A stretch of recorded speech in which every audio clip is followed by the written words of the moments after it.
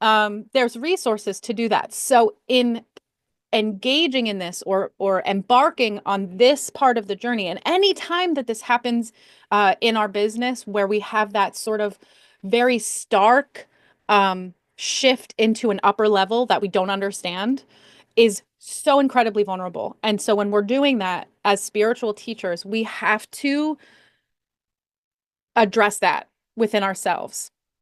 But what's happening is in order to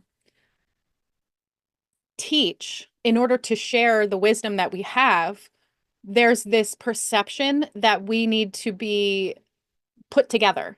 Like, I figured it out, guys. No, you didn't. Nobody did. Nobody does. That's not a thing, right? You figured out a piece of it. The rest is still a mess, and that's okay, right? Like, we have to keep reinforcing that for ourselves. Like, it's okay that I don't know what's happening. It's okay that I don't know what I'm doing, right? I have somebody to rely on that I trust.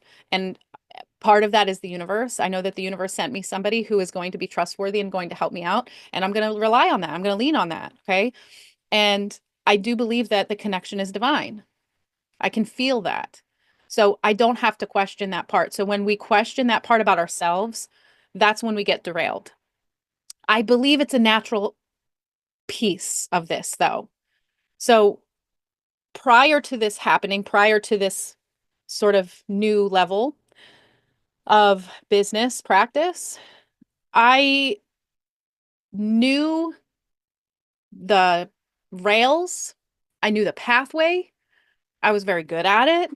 I knew exactly what twists and turns there were, right? And then I'm being asked to take a step into this whole new map. And I'm like, I don't know anything about this. And it's like, look, it's okay though, because like you don't need to know the map, you just need to know what to do, and you do know what to do. And then it's like you get in your head, like, I don't know the map, therefore I don't know what I'm doing. You second guess everything that you're doing now, right? And so that creates resistance. So it's possible that the first few times that you try to do this, it isn't successful. Mostly because you're afraid of falling on your face. You're afraid of not knowing what you're doing. You're afraid that you're reaching for something that you're reaching too far, too fast.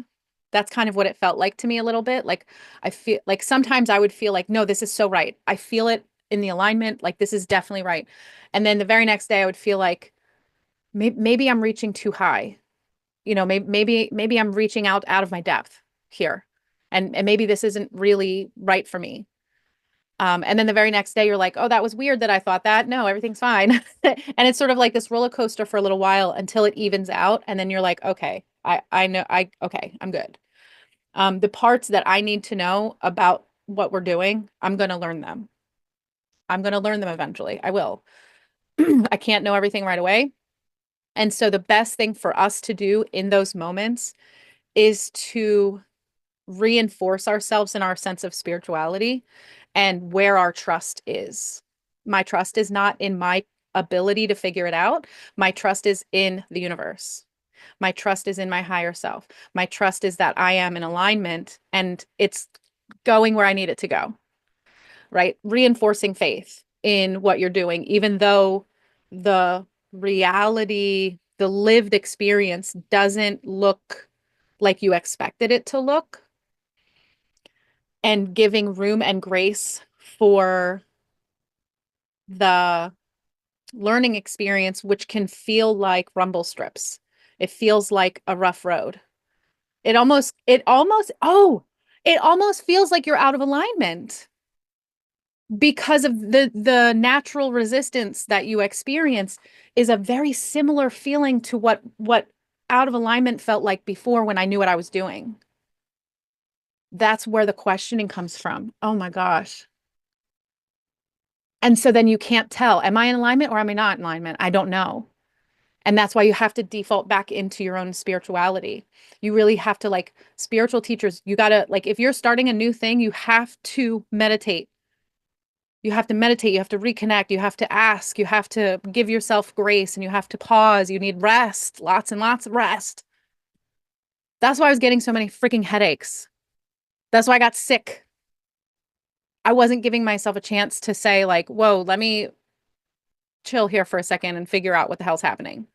I was like, no, no, no, we have to run. We have to go. We have to go, go, go, go. Hurry, hurry, hurry. So you're going to feel out of alignment.